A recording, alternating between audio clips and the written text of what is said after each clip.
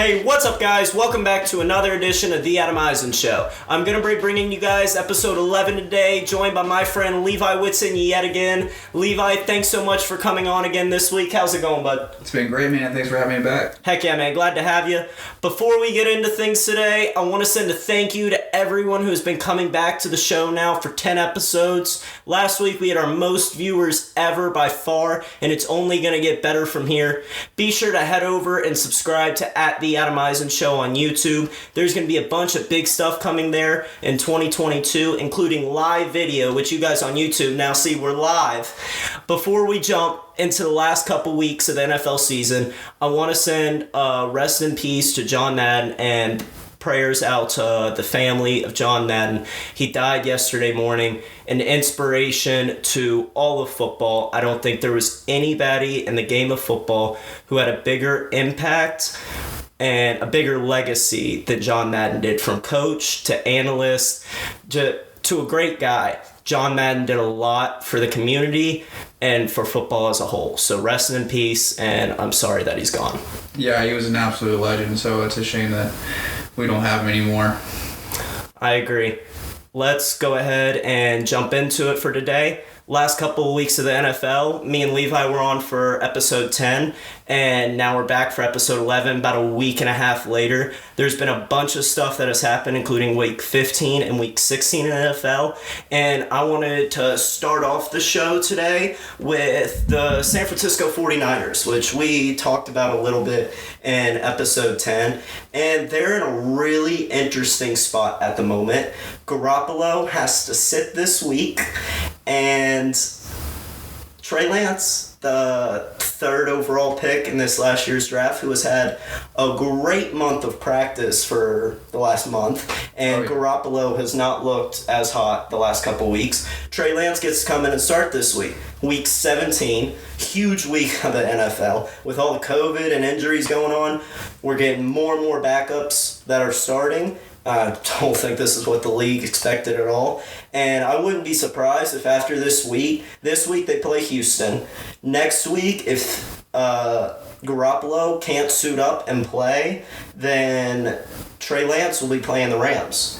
If San Francisco comes away, makes the playoffs with these two wins, Lance plays great, the team rallies around Lance, how do you switch back to Garoppolo before the playoffs? No one has film on Lance. No, you could be bringing out a whole new playbook, a whole new strategy with Trey Lance.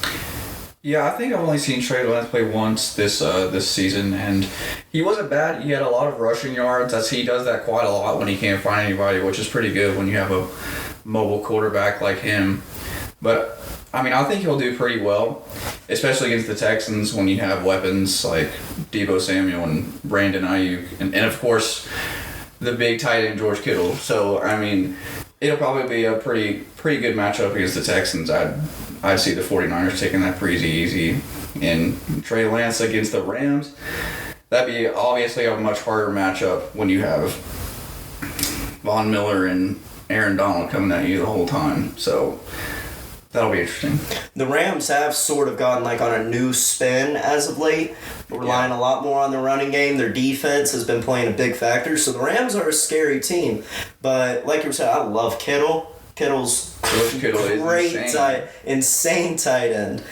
And I really, if San Francisco got into the playoffs, whole new playbook with Trey Lance, they would be a scary team to come across, at least for that first week, if they manage to make a run and get into the playoffs.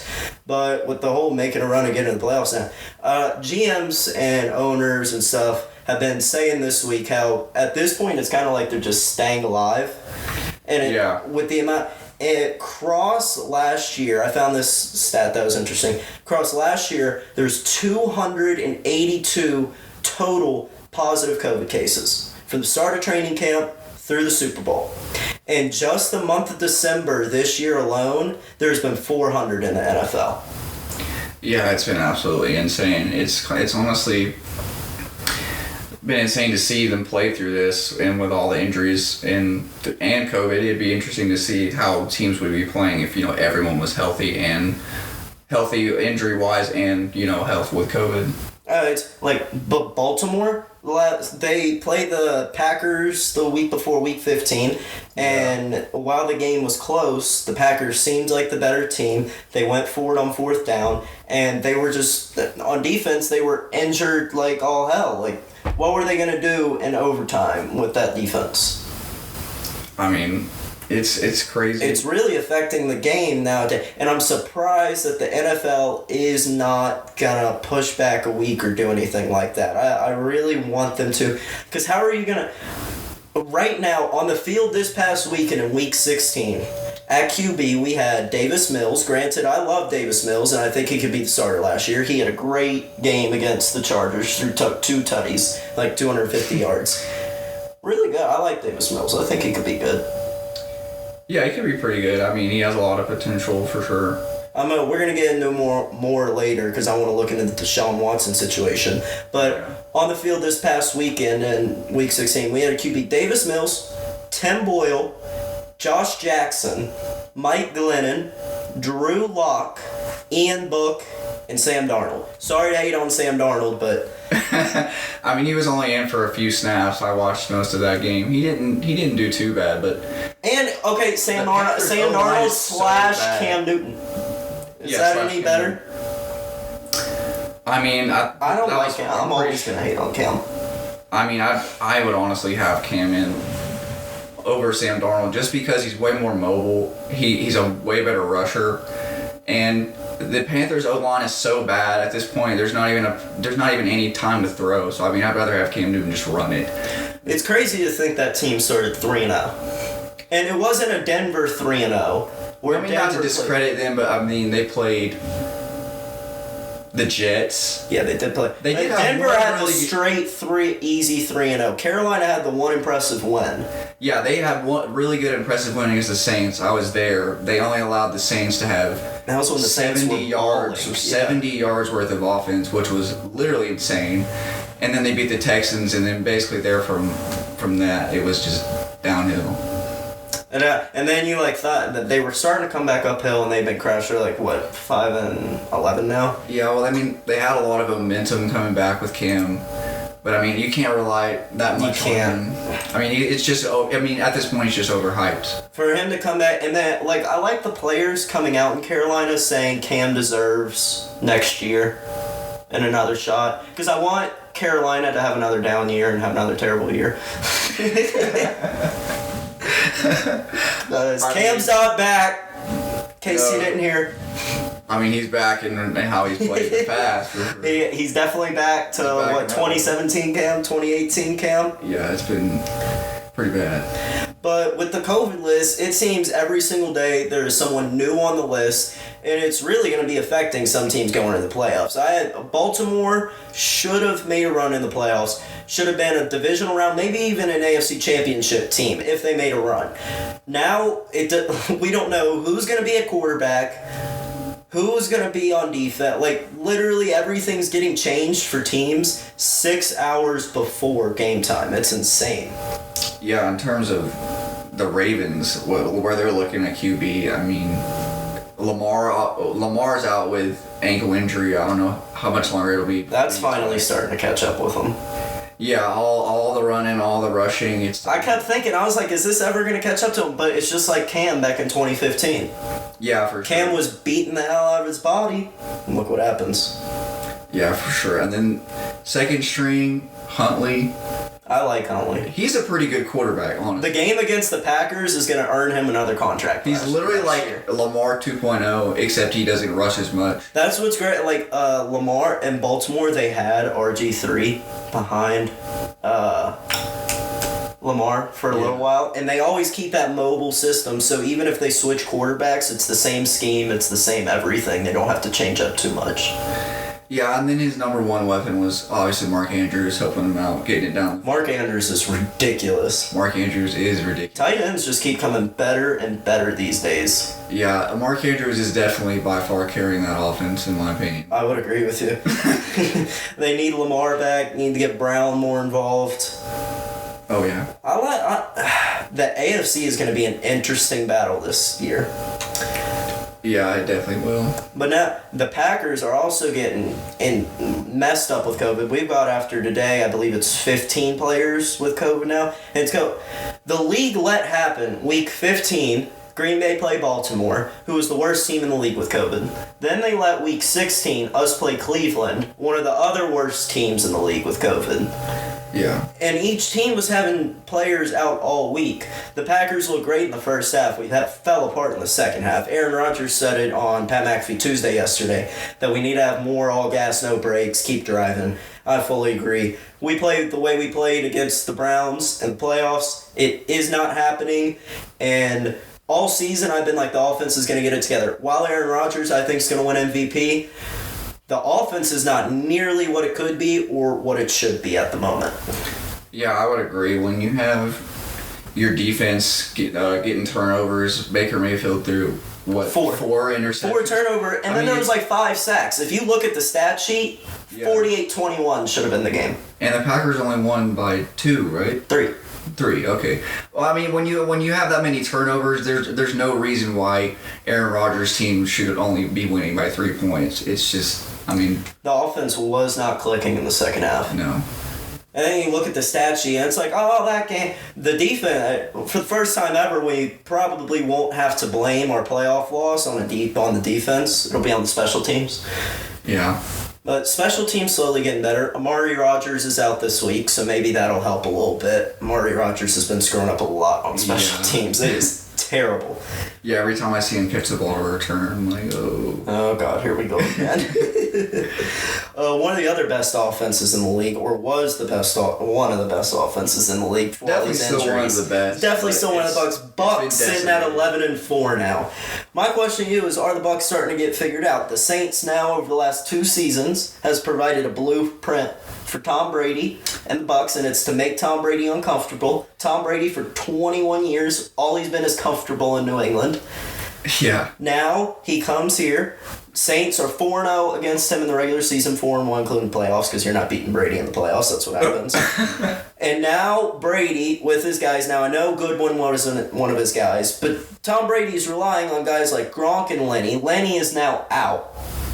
Yeah, I know Leonard Fournette, but I mean, Ronald Jones is a pretty good Ronald Jones is good back. So. But my point, Ronald Jones is a great number 2 back. Mm-hmm. Brady, for 21 years, has been comfortable.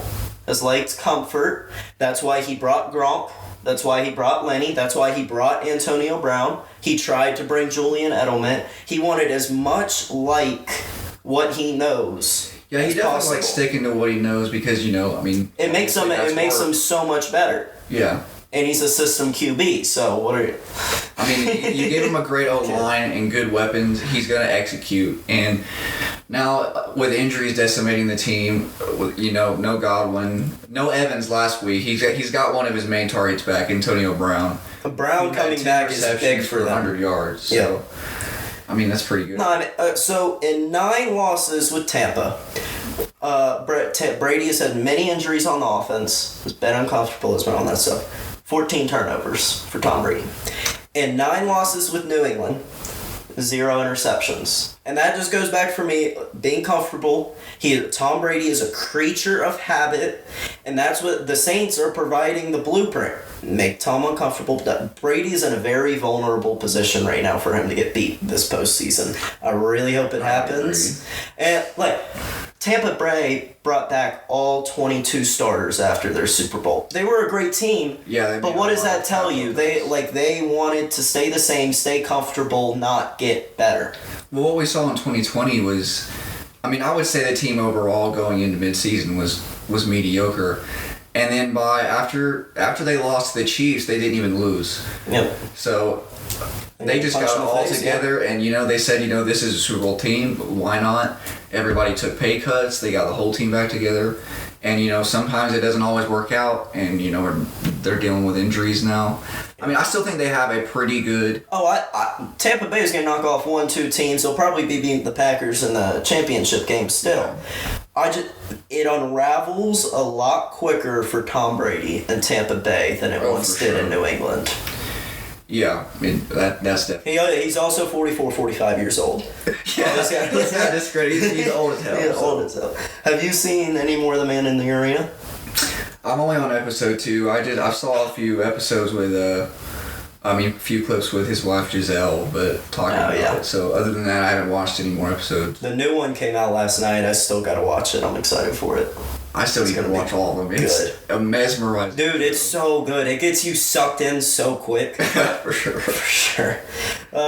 The Titans last week, A.J. Brown, shout out to A.J. Brown. He screwed me over in fantasy. Didn't think he was going to play, and then he was on my bench, got 31 points. Yeah, he went absolutely crazy, and then Julio Jones came back as well. So, I mean, Tannehill's getting his weapons back downfield. The big one's going to be Derrick Henry. Derrick Henry comes back. That offense. I was telling one of my friends, I don't know if he's going to come back this week, one of my friends from Charlotte, Sosa, he was asking me if I should drop Derrick Henry after he got injured. And I said there was a possibility he could come back for this championship game week. And I said, do you want to be playing against Derrick Henry in the championship game? Because everybody was ruling Derrick Henry out. And I was like, the Titans are still going to be sitting at, what are they at, 11 and something? No, 10 and something. They're still going to be right there in the mix. Derrick Henry's going to come back. And A.J. Brown is playing like A.J. Brown used to play. What are they at?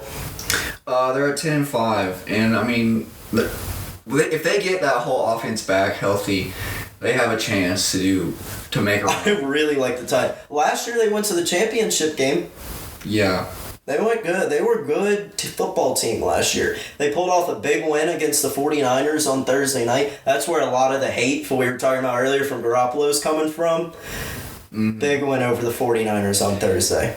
Yeah, I mean, the Titans got their weapons back, but the Niners have been playing so well. Jimmy G had been playing well. Debo had been playing well. I mean, that's their offense. I honestly didn't expect the Titans to win. So, I mean, that was a big upset to me.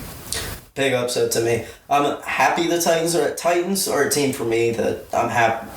I'm not rooting against the Titans, and I think they're an incredibly talented team, and I really like Ryan Tannehill, the amount of stuff they battled through this year. And Ryan Tannehill, without all of his receivers, was still going out and getting dubs. Awesome to see.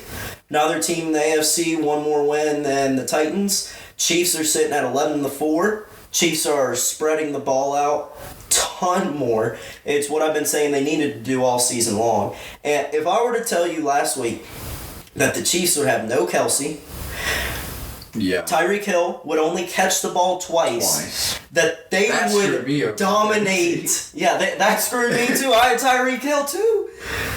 Every week I get screwed. I'm over fantasy this year. But if I told you that, would you believe that the Chiefs win big after all the stuff that's happened with them this year and them being just a two-trick pony?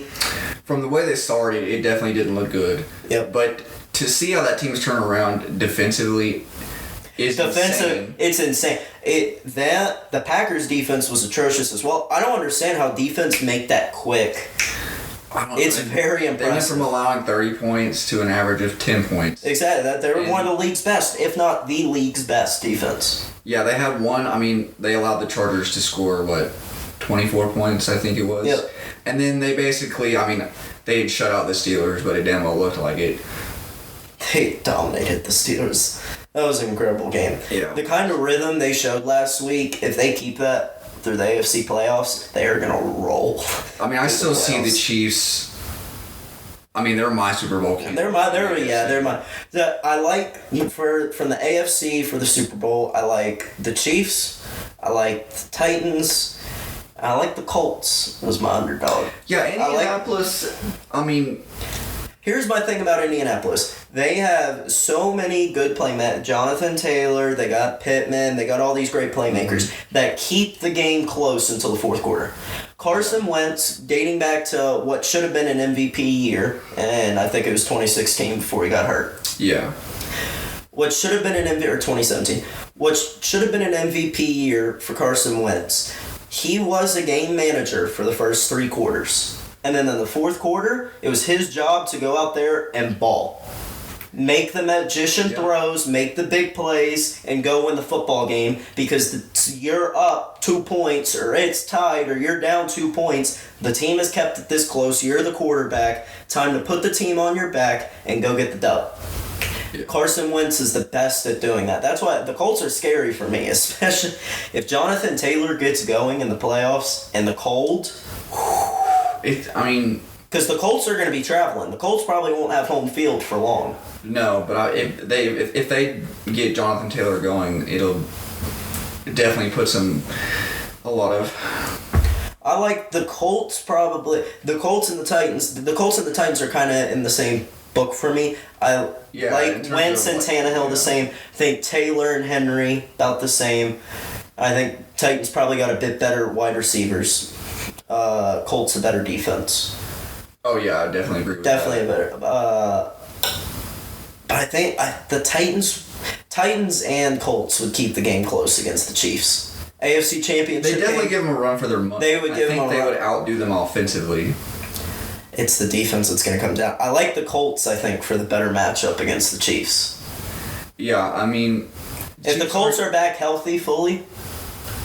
Yeah, if they're back healthy fully, they get their whole O-line back, I definitely see John. That's the big thing. Carson Wentz can't be getting bodied all the time. Yeah, they've got a lot of injuries on their O-line, and their O-line is cracked when they're totally healthy, and having that type of O-line with Jonathan Taylor will definitely put a run for the money against teams like the Chiefs, who haven't been all that great against the run. Yeah. So... I wanted to look at 2 quarterbacks today. It popped up on my Twitter the other day. It was Baker Mayfield versus Jared Goff. And I've been a believer in Baker Mayfield since the beginning, but I can't do it anymore. I love Baker Mayfield. As an Oklahoma Sooner, I loved him. When he got drafted number 1 overall, I loved it. For the last 3 years, I loved it. I now hate it. Yeah, this year he's been pretty bad overall. It's terrible, dude. Browns are now 7-8. Right now, Cleveland has arguably the most talented roster in the entire NFL. I mean, they have great weapons. Imagine if they still had Odell, because you're looking at the things now. Odell has more touchdowns since he's been traded to the Rams, since Baker has had touchdowns for the Browns since the trade has happened. Yeah, which obviously proves, Cleveland wasn't the problem. So. Oh, yeah, it was fully Baker Mayfield. And now it's like that video OBJ's dad put out. Yeah. I mean, OBJ has definitely been doing great in LA, which obviously, points out that Baker Mayfield was the problem. I mean, he just wasn't getting enough targets. So, I mean, he's been doing great in LA. But, I mean, back to Cleveland and their weapons. I mean, they have Kareem Hunt, Nick Chubb, Landry, Miles Garrett. Their defense is extremely loaded, and then you look farther down on their roster, and you're like, wow, it goes deep. Like, they have an incredibly deep roster. They have a good coach. So look back at the last 6 Super Bowls. The Super Bowl winner and majority of the other Super Bowl people have had a top 3 defense and a top 3 run game. Mm-hmm. That is the success of Super Bowl. It doesn't matter how flashy the pass has been in the past couple of years. Defense wins Super Bowls, and then if you can run the ball and take the ball out of the other team's hands by taking away time on the clock, you're going to win the game. The Browns right now are 7th in defense. That's good enough to get a Super Bowl, and it's at least they get at least a turnover a game. Yep. And they're 3rd in rushing per game. Yet, in passing, they rate 27th with Baker Mayfield.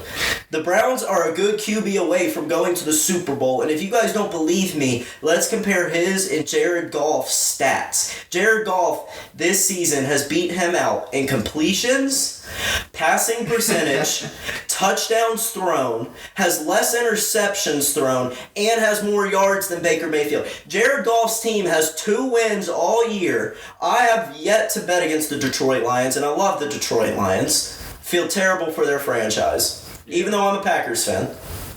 Baker Mayfield's got to go. He deserves to be a backup in this league at this point. The Browns could go into the playoffs and make some noise. Hell, putting Nick Foles on their team. It definitely shows in comparison of how far the Browns made it last year compared to now, because Baker was playing well last year, and then they played the Chiefs last year, which they should have won, and honestly, in my opinion. It was so close. Wasn't it like 28-24? Yeah, it was a really close game, but I mean that just shows how much potential the Browns really had when Baker Mayfield was being efficient.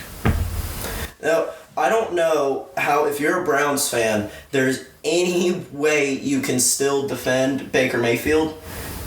Their Super Bowl team, it's ridiculous what has been seen from Baker Mayfield. And last year, I think it's just an ego thing for him, honestly. And that's not something I ever like to say about NFL players. I hear guys say it all the time, bring in like egos and all that. I don't like to say it about NFL players. And it might just because I haven't been in the sports world long enough and I haven't seen enough of it. But it's because they're getting paid so much money. I expect them to all act with a certain discipline, a certain manner, and you have to be professional. I haven't seen enough of it, obviously, and I think Baker Mayfield's one of the biggest instances I've seen of he flat out just has a massive ego and can't put it aside for $30 million. Yeah, he's one of those egotistical guys who obviously aren't, he's not showing, he's not backing it up. That's not at all. And like all the commercials he does and stuff, people were hating. I was like, he's just getting his money, all that. No, it's not good for him. Focus on football, dude. Yeah. Yeah, it's funny to see, the Browns, playing horribly, and then, him see a Baker Mayfield commercial come on. It's like, come on, buddy. No, I'm excited to see what is going to happen with the Browns this offseason, their quarterback. I think there's so many teams in the NFL that need a quarterback this offseason. It's ridiculous. We'll go ahead and jump to the Deshaun Watson thing now that we're getting into the amount of teams that need a quarterback. Deshaun Watson with the Texans. Davis Mills right now is balling. I think Davis Mills is going to stick with the Texans next season. Excuse me, I'm sorry. He's been impressive and have had those wow moments. You look for rookie quarterback. Out of all rookie QBs, second-year quarterbacks, you are looking for, out of them, 3 to 4 plays a game where you go, wow, that was really good. Like Rodgers gives you that almost every time. Yeah. Brady gives you that almost every play. You don't realize it. Fans who are fans of really good teams don't realize how lucky, how good they have it and how lucky. Until you have, like I realized it against the Chiefs earlier this year when the Packers lost to the Chiefs with Jordan Love. I was like, wow, Rodgers would put up 35. That game was crazy. It was so crazy. Like the amount of, and then the announcers would take you to the overhead view and you would see all the wide open stuff and you're like, Rodgers would have 5 touchdowns right now.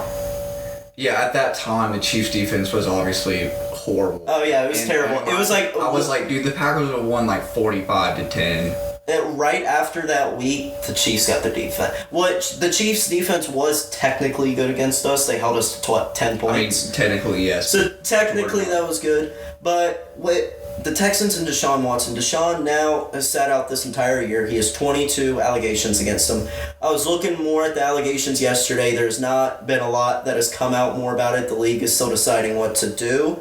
And everything will get figured out, whatever may happen. But let's say Deshaun Watson is able to play. He is not going to play for the Texans. He has been obvious about that. Will not play for the Texans. Texans, they showed with Tyrod Taylor and showed with Davis Mills. Davis Mills beating the Chargers last week. And Texans could have been good this year. Yeah, they have some good weapons. They have good weapons. Brandon Cooks, their defense isn't half bad. Brandon Cooks is a great receiver. Yeah. And so it's not all terrible down in Houston. And with Davis Mills, they can start this rebuild again. It seems they're always on a rebuild.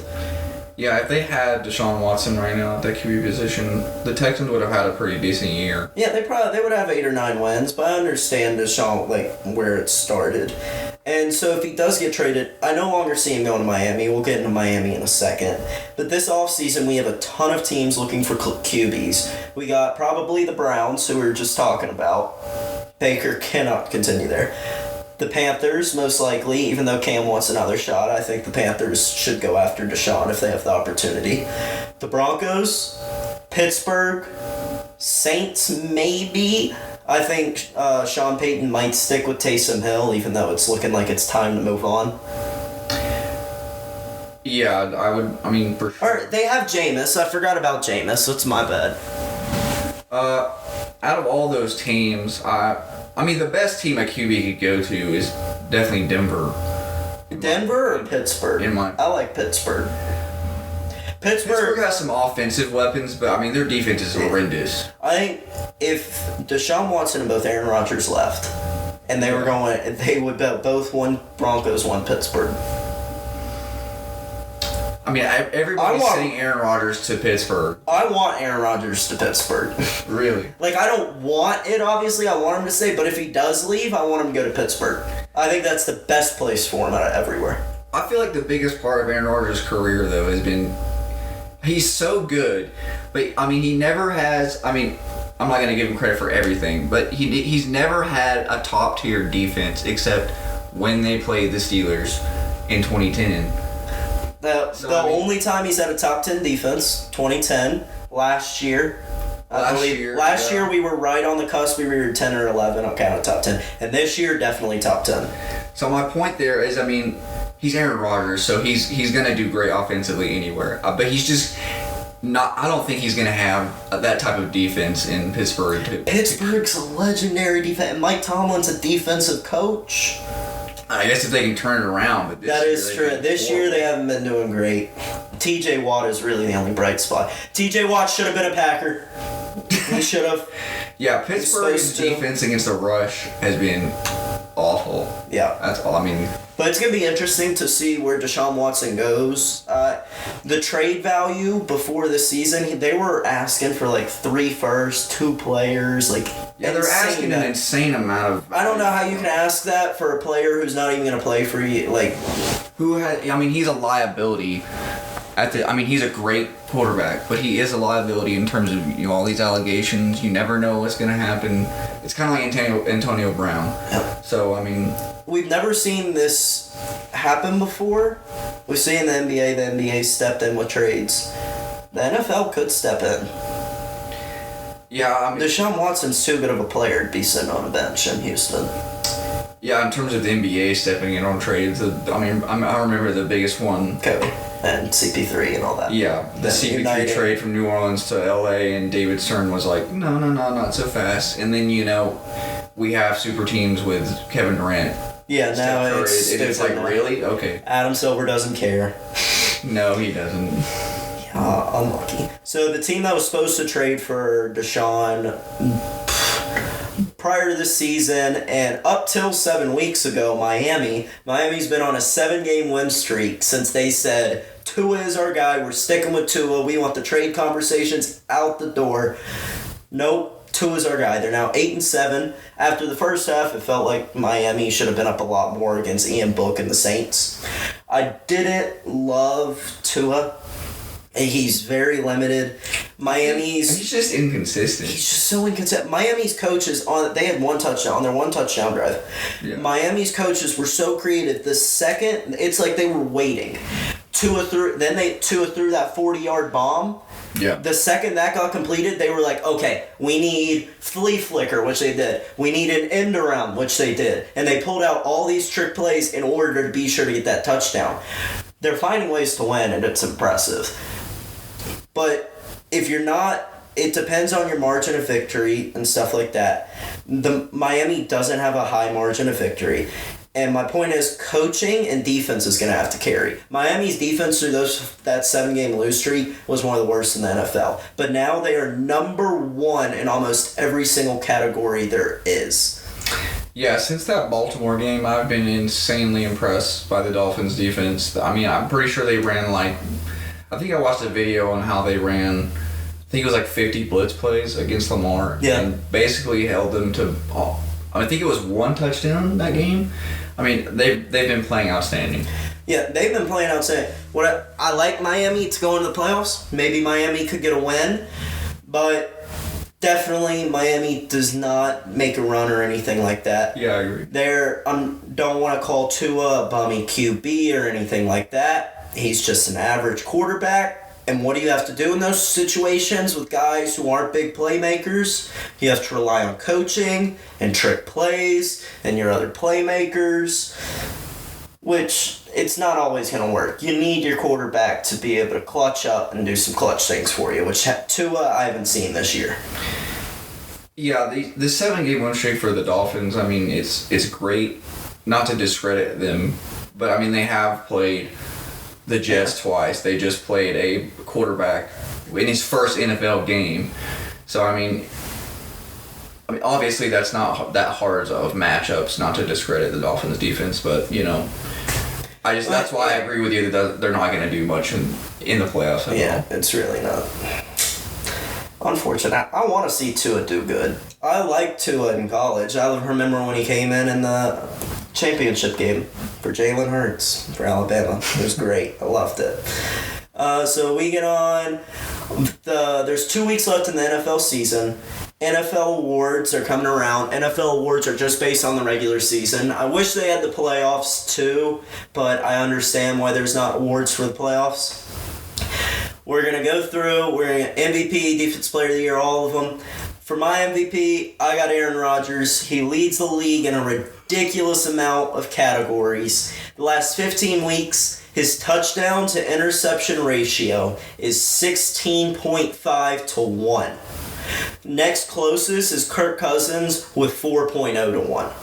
That's an absurd stat. Rodgers protects the ball better than everyone. He's 12-2 overall this season because he wasn't there in Kansas City for that loss, and he beats out every other quarterback in the NFL other than Brady for stats because Brady beats him out in yards. Well, who do you got for MVP? For me, it's a close run between Aaron and Jonathan Taylor. I mean, they both had amazing years for sure. I'd probably have to say Aaron Rodgers. Right now you have to say, but if Aaron Rodgers goes out this weekend, throws 1 touchdown, a pick, 100 yards, 150 yards. Next weekend does the same thing, and Jonathan Taylor 2 200-yard days or something like that. Taylor easily has it. Yeah, I mean, Jonathan Taylor has just literally been carrying the Colts. Every time he has 100 yards or more, they win. Every time he doesn't, they lose. So, I mean, in my opinion, he's honestly literally carrying them. The reason I say almost knocked that down. In week 10, I believe it was, against the Chiefs when we were without Aaron Rodgers, Jordan Love showed how good Rodgers is and how good Rodgers makes the offense and the team as a whole. Without Rodgers, Green Bay would be god-awful. Thank God Aaron Rodgers came back to training camp and didn't hold out this season. Yeah, I mean, my only thing is, he won it last year. Will they give it to him again? Or will they give it to a running back for the first time but will they give it to Jonathan Taylor? Yeah. I mean, it's going to be interesting. It's going to be interesting to see. I mean, they probably will give it to Aaron just because I think he's had the better year overall. And it's basically a quarterback award at this point, so pretty much, which is why I think he has the upper hand. I just think they've had 2 really good years. Yeah. So I agree with you. And Offensive Player of the Year, however, I think Jonathan Taylor's got that on lock. I would put him on lock for sure because it's either him or Cooper Kupp. And Cooper Kupp slacked those there for the couple weeks. Jonathan Taylor's just been a beast. I mean, yeah, like I said, 100 yards or more, they win the game. He's literally carrying the Colts. Without him, I don't see them even being a factor. Yeah. And, so Offensive Player of the Year, definitely for him.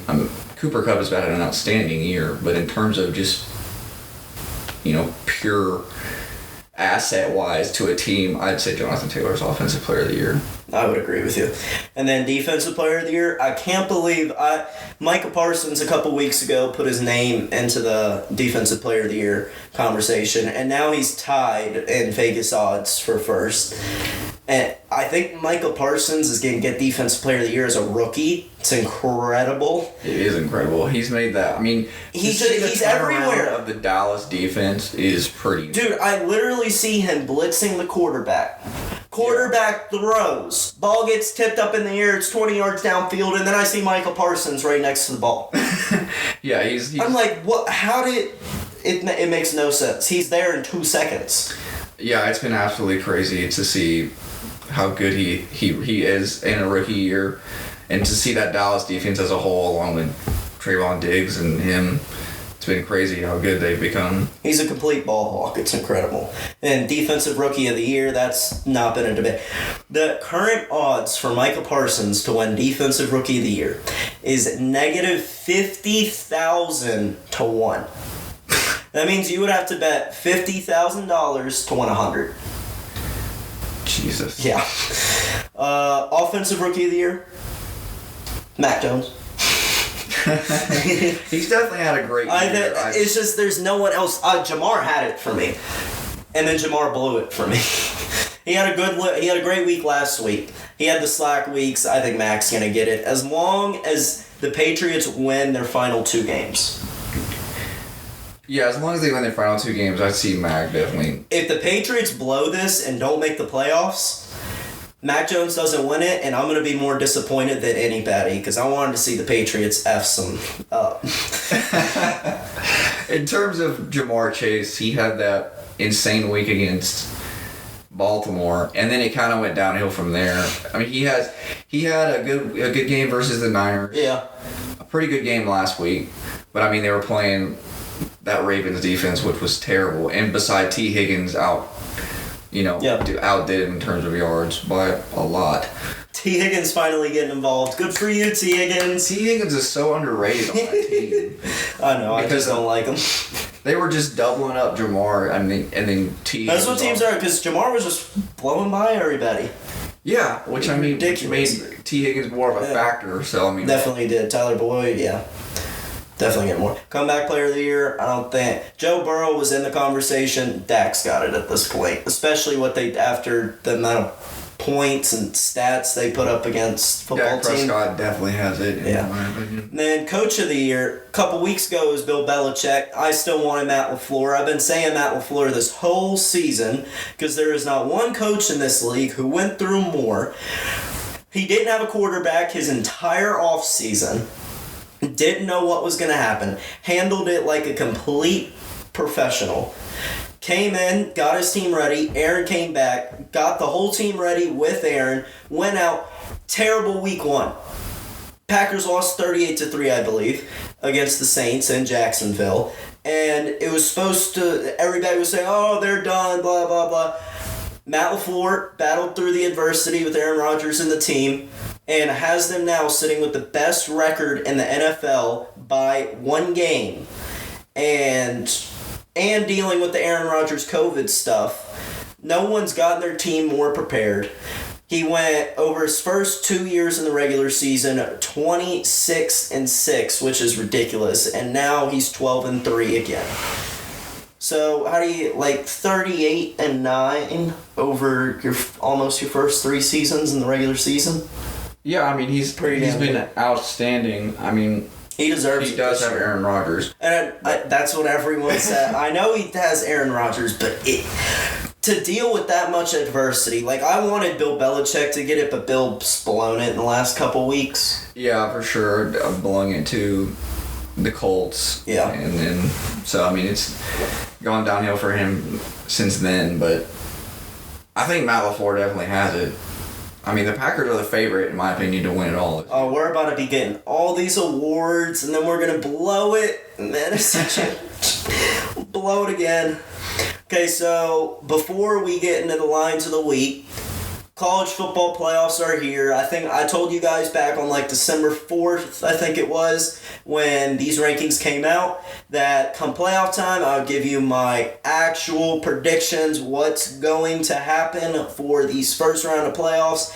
Might pick the championship too. I'll see how I'm feeling come that time.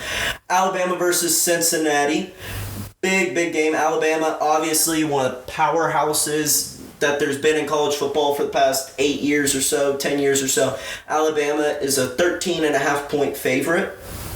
Cincy has an incredible defense. They have some of the best cornerbacks in all of college football, and they're coming in here with a complete dog mentality, which I love.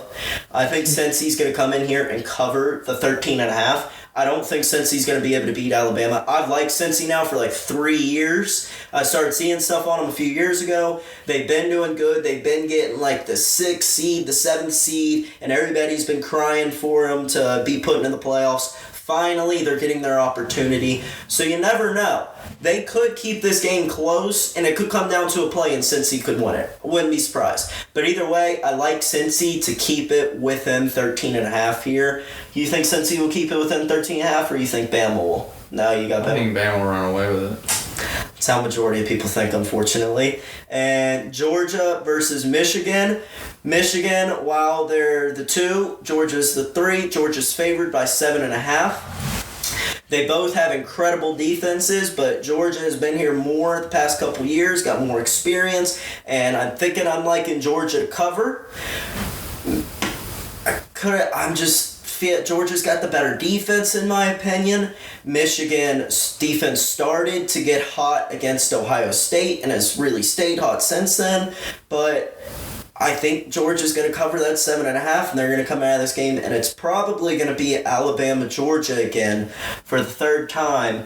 And you don't want to see Nick Saban for the 3rd time in a season. Nick Saban will have his way with you.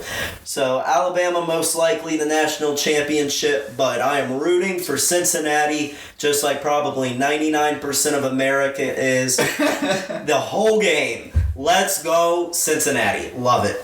All right, let's get on to the Lines of the Week, episode 10. Me and Levi split on that one game. You got that game right? It was the Colts-Patriots. Yeah, that was one of those games where I honestly just... It was like, what? I didn't even put, technical, analysis into a factor. I was just like, you know what? It's just going to be one of those games. I think you went 4-1. I went 3-2 last week. So we both went above 50%. That's always the goal with these picks. Never want to go below 50%.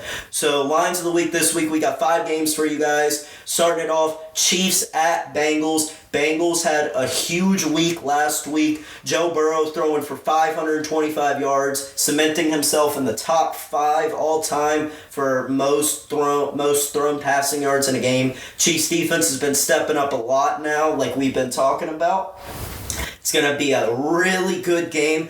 I like the Chiefs to win this game. If I was betting the money line, I'd bet Chiefs money line. But I like the Bengals to keep it within 5 at the Bengals. So I'm going to take Bengals plus 5 here. Levi, what do you think? I definitely think if Kansas City has...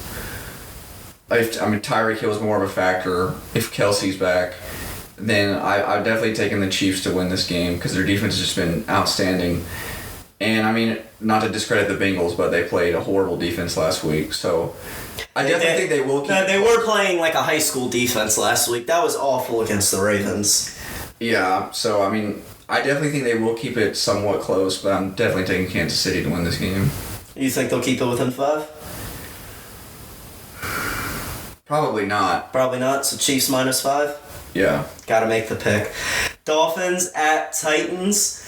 Titans are favored by 3.5 here. Titans, like we were talking about earlier, they now have Julio Jones, A.J. Brown. They're getting a lot of their people back. Possibly Derrick Henry back this week. I think they're going to wait one more week on Derrick Henry. Do him week 18. Get him a week back. Then he'll be back for the wild card round. Dolphins, 7-game win streak. Everybody's been talking a lot about them. More media for teams, especially in Miami. Miami is one of the worst teams in the NFL when it comes to media because the amount of media that's just in Miami around the team, the amount of stuff circling, and I promise you, the players on Miami's team are hearing that stuff, and it's getting to some of their heads. Titans are favored by 3.5, and Titans are going to cover that 3.5. You agree with me?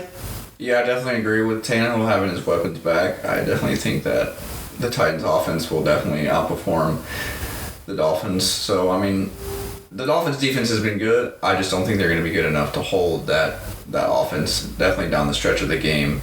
I agree. The Titans were an offense, even if they don't have Derrick Henry back. Last year, they were just getting better as the time went on, and it's going to repeat itself this year. Titans are going to keep getting better.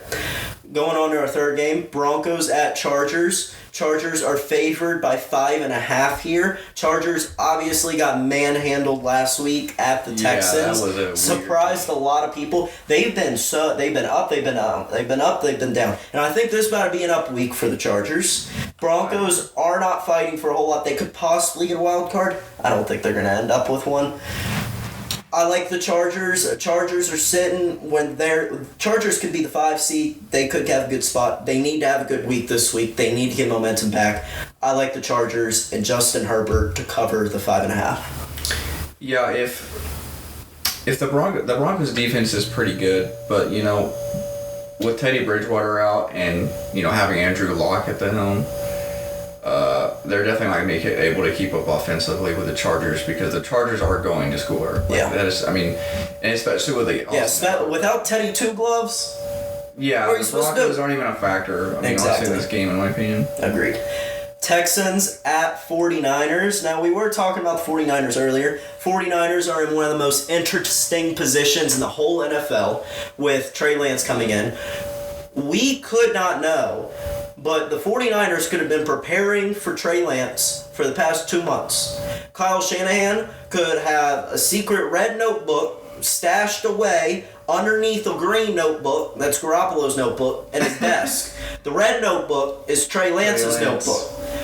And that's a whole different playbook that is designed just for Trey Lance, that there is zero film on, zero anything on, and it's 2 weeks away from the playoffs.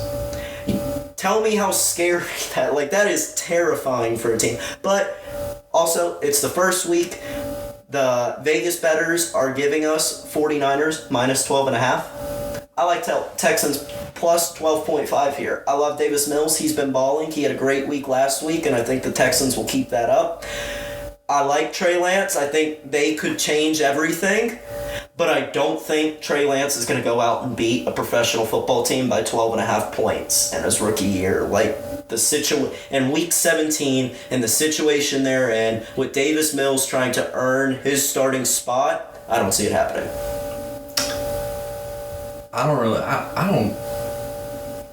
don't have a certain opinion on this one. It's definitely going to be a pretty good game with Trey Lance at the helm. I think the 49ers will be relying more on their other offensive weapons. Ayuk, all those guys. Deebo Samuel, they'll definitely be in the backfield Kittle. a lot. Big boy Kittle. Big boy Kittle for sure. I'm personally taking the Niners on this one. You're going to take Niners minus 12.5? Yeah. Yep. All right.